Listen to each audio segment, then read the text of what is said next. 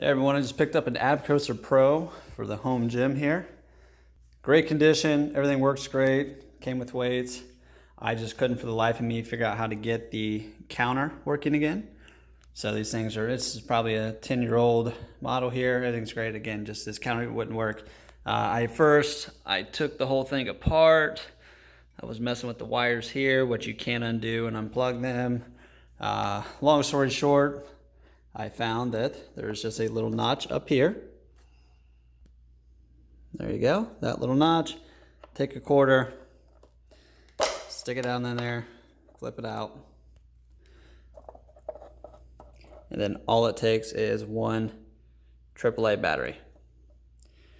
That's it, flip the battery, stick it back in, and voila. So I couldn't find this on the manual anywhere, I couldn't find it on YouTube, but that's literally it. Should take you 30 seconds, not an hour like it took me the other day. So enjoy, hope it helps. Subscribe on YouTube if you don't mind. Thanks, see you, bye.